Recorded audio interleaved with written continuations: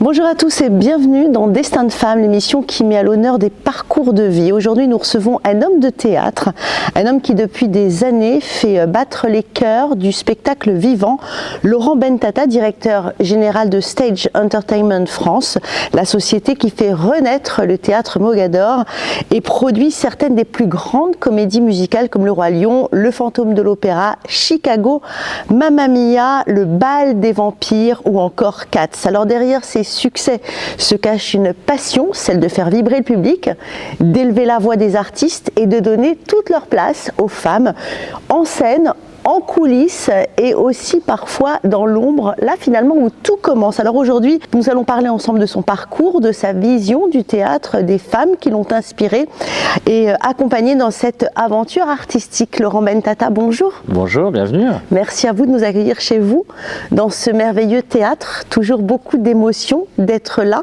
Alors avant d'être l'homme de spectacle, vous avez eu un parcours dans la communication et dans les médias. Qu'est-ce qui vous a conduit au théâtre et cette envie de créer l'émotion? C'est une grande question. En fin de compte, j'ai été piqué par ce virus à Broadway. J'ai vécu un an à New York et en baladant les rues de Broadway, j'ai vu ces affiches, ces couleurs, ces lumières, ces petites loupiottes dans chaque théâtre. Et puis je suis rentré et j'ai été absorbé par cette passion qui est la comédie musicale, qui est cet art qui mélange tous les arts de la scène justement, avec cette exigence. Et j'adore qu'on me prenne pas la main et me raconter une histoire tout en musique. Et c'est ça qui m'a fortement touché, impacté et qui a certainement conditionné le reste de ma vie. Ouais, à partir de ce moment-là, vous vous êtes dit, je vais faire ça un jour. Ouais, très envie. Puis j'en ai écrit une il y a très très longtemps d'ailleurs. Et ça a aussi bouleversé ma vie, ce rencontre avec le public, la réaction du public. Et c'est vrai que même si c'est un travail de dingue de produire une comédie musicale, parce qu'il y a énormément de monde sur scène et derrière, donc il y a tout un travail de coordination. Et quand on voit le bonheur des gens, hier c'était la Générale de Chicago, waouh, on sait pourquoi on fait ce métier après. Ouais. Alors vous avez pris la direction de Stage Entertainment France et le théâtre Mogador était complètement à l'arrêt. Vous l'avez vu renaître. Comment vous avez vécu cette renaissance? C'est toujours important d'avoir un lieu et parce que en ayant le lieu, on maîtrise à la fois le contenant et le contenu. Et ça, c'était un peu la stratégie. Et l'idée, c'était de faire en sorte que ce lieu puisse permettre la plus grande expérience au spectateur. Parce que c'est vrai que le spectacle commence dès que le spectateur pousse la porte du théâtre. Donc il faut que dans l'organisation, dans les équipes qu'on met en place, dans le sourire, dans la manière d'accueillir, on mette le spectateur dans les meilleures conditions. Ce que j'ai l'habitude de dire aux équipes, c'est qu'on est une bulle ici, une bulle d'émotion, et qu'on demande aux gens de laisser leurs soucis dehors. Les gens arrivent stressés, ils courent, problème de mobilité à Paris notamment, et bien quand on arrive ici, il faut qu'ils oublient tout.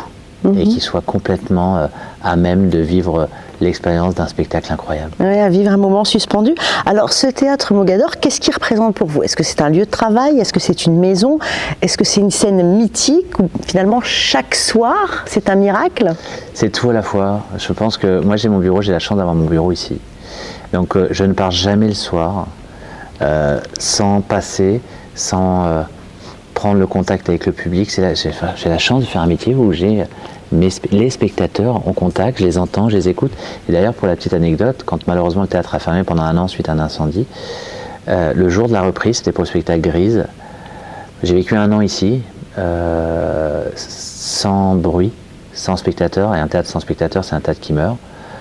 Quand on a remis la lumière, quand on a rallumé les projecteurs pour Grise, et quand j'ai entendu le bruit du public, j'ai été pris d'une émotion incroyable.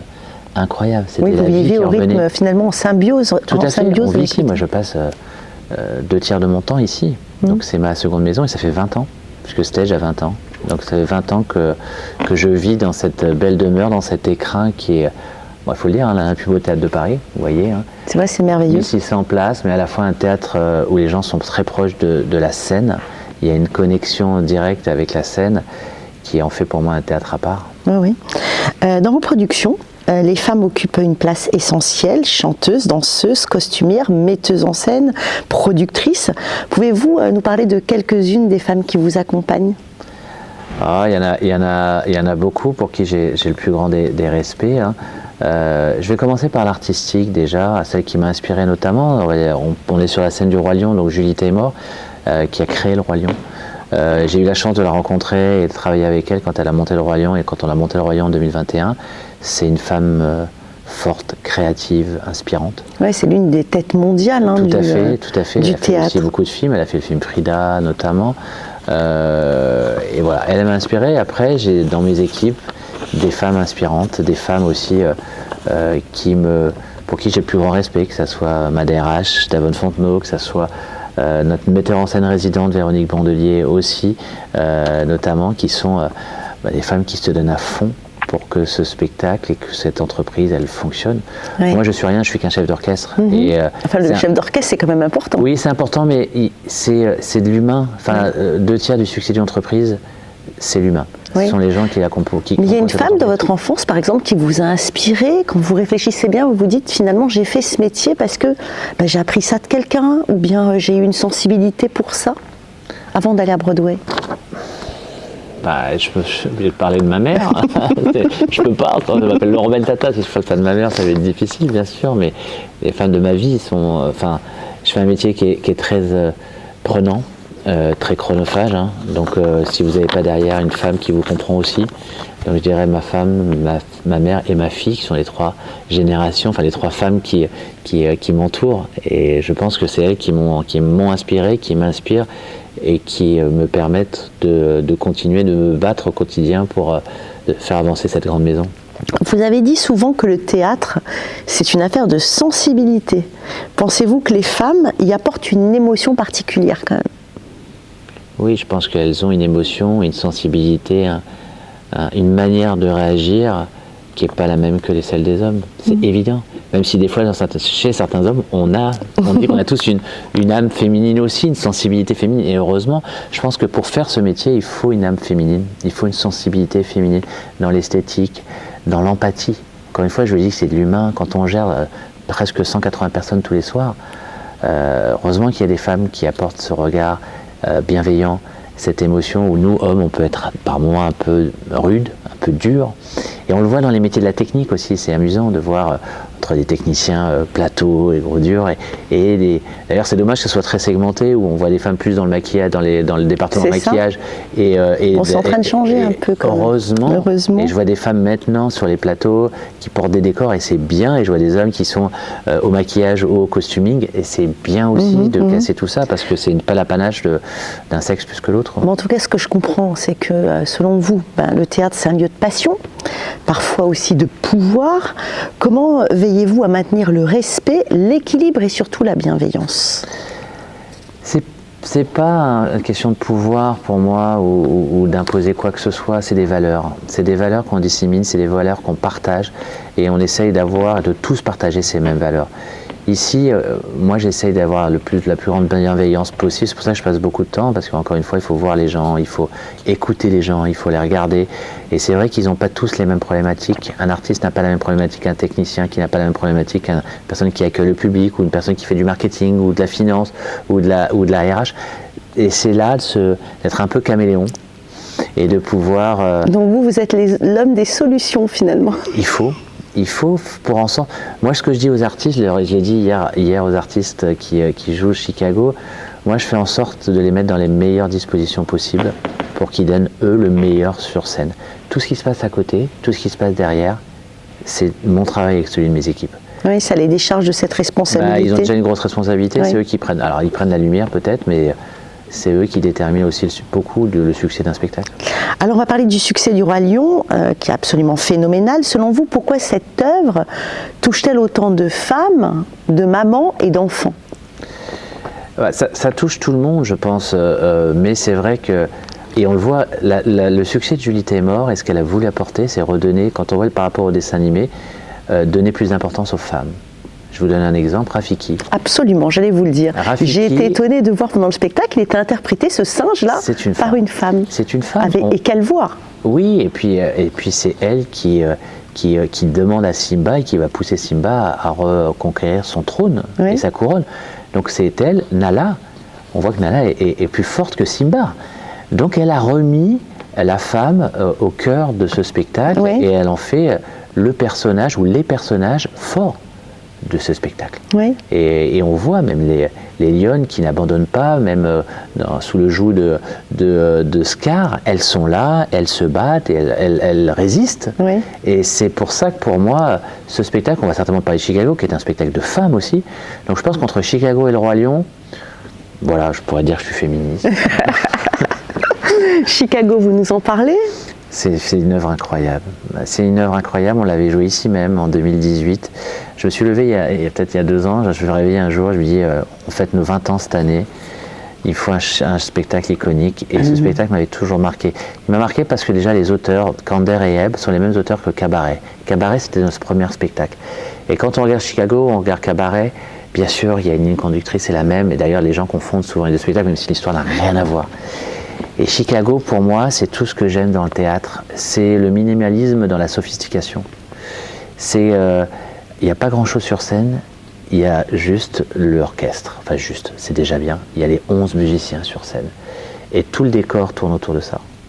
Et c'est ça qui est fort. C'est vrai que pour le Roi Lion, c'était dans la fosse, les musiciens. Ils sont dans la fosse, juste là. C'est dommage, parce que c'est tellement merveilleux. Mais les théâtres ne sont pas adaptés aussi à ça. Donc, et c'est vrai que sur Chicago,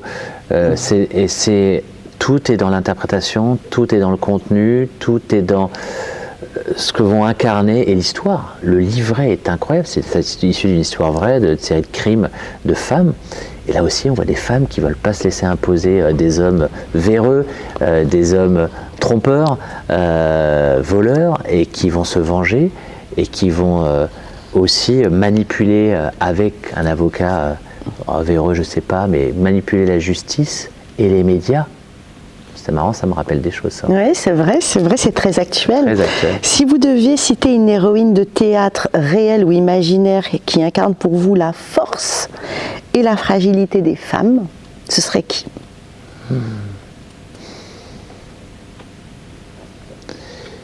Je vais parler des 2 personnages qui sont ceux que je côtoie au quotidien, qui sont interprétés d'une manière divine par Chaim et par Vanessa Kyle sur Chicago. C'est Roxy et Velma. On voit des femmes à la fois fortes, mais tellement fragiles. Et ces femmes, elles sont inspirantes. Oui. Ouais. Alors on est moins dans la culture française et autres, mais tout de même, c'est des femmes. Mais dites-moi, Laurent Bentata, lorsque vous montez un spectacle comme ça, vous avez toujours autant d'émotions, c'est-à-dire même après la 100e représentation, vous avez encore votre cœur qui bat comme ça, vous avez le trac de savoir, oui?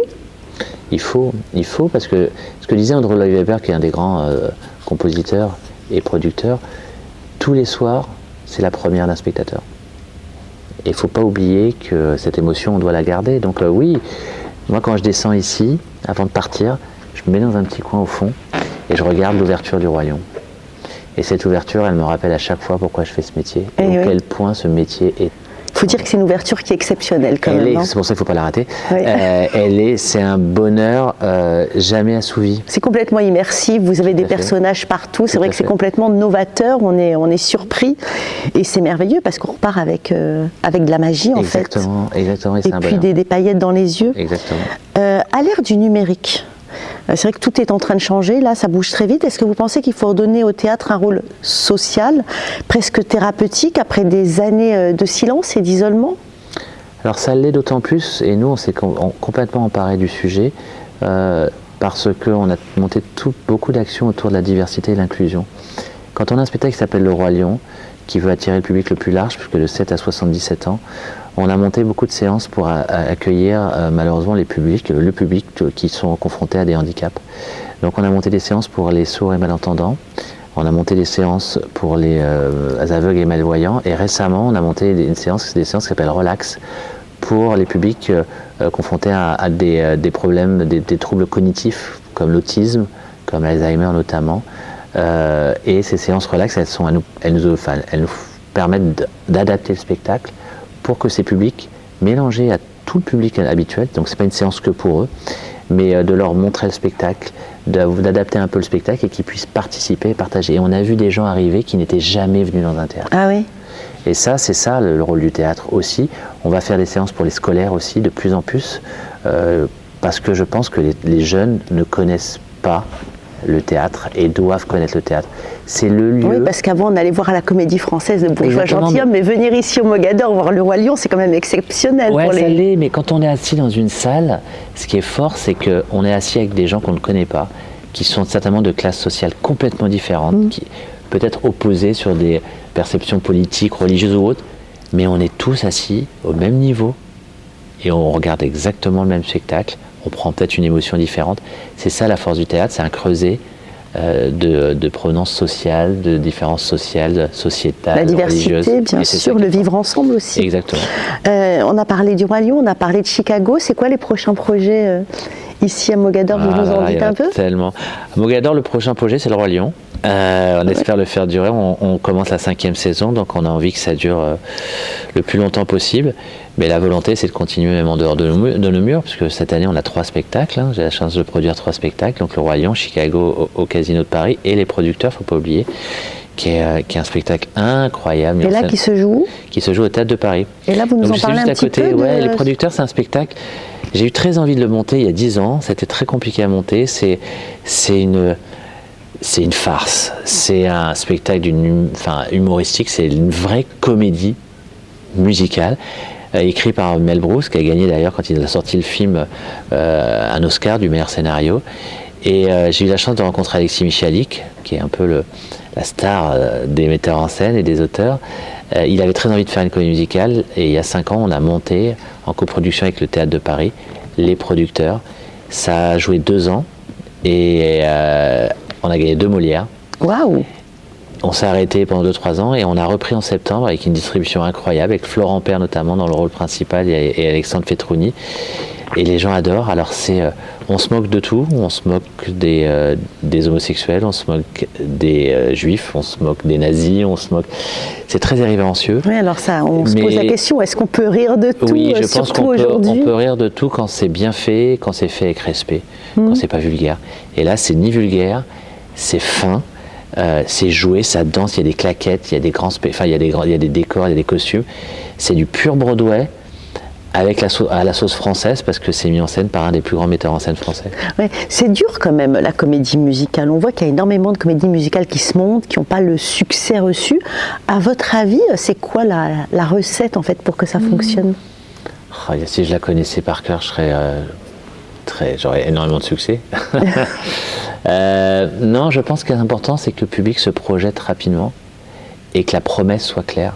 C'est que le public sache exactement ce qu'il va voir sur scène et se dire ça me touche, mais je sais que je vais en prendre plein les yeux, que ça va être fort émotionnellement. Si la promesse est claire, je pense que les gens viennent plus facilement. Après, c'est pas une science exacte, personne ne peut savoir. Vous êtes arrivé d'avoir des spectacles ici qui n'ont pas fait autant que vous pensiez, ou qui ont rencontré des difficultés? Mais malgré les difficultés, malgré le fait que ça puisse être un échec commercial, je garde toujours la fierté des valeurs de production et de l'investissement de toutes les équipes pour faire en sorte que ce spectacle, parce qu'on y a mis toujours la même énergie, la même motivation, le même entrain.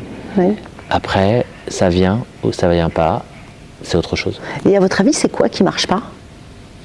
Là aussi, peut-être que les gens sont pas touchés par la thématique. Quand on a fait le bal des vampires avec Roman Polanski, bon, c'était génial, moi j'ai adoré ce spectacle, il y a beaucoup de gens qui... Mais on n'a pas rencontré le public parce que peut-être que les vampires, c'est peut-être pas forcément quelque chose qui attire énormément. Qu'on a envie de voir sur scène. Exactement. Exactement. Bon, ce théâtre, le Mogador, c'est vrai que c'est un endroit qui est mythique. Moi, j'aimerais bien qu'on finisse par en parler un petit peu. J'ai eu la chance de visiter les coulisses et on m'a expliqué qu'en fait, c'était la scène où avait le plus joué Barbara. C'est juste incroyable. Il faut parler de l'histoire de Mogador, en fait, à nos téléspectateurs. Je vous laisse faire. Alors, ce qui est intéressant, c'est que ce spectacle, ce théâtre, pardon, il a été monté par un Anglais, Sir Alfred Budd, qui était impresario à Londres. Donc, on est déjà... Et il faisait des opérettes, ou en tout cas des grands spectacles de music hall. Donc, c'est intéressant, c'est qu'on est revenu à nos racines. Donc, de cet impresario, qui a construit ce théâtre qu'il a offert à son amoureuse, qui était une danseuse.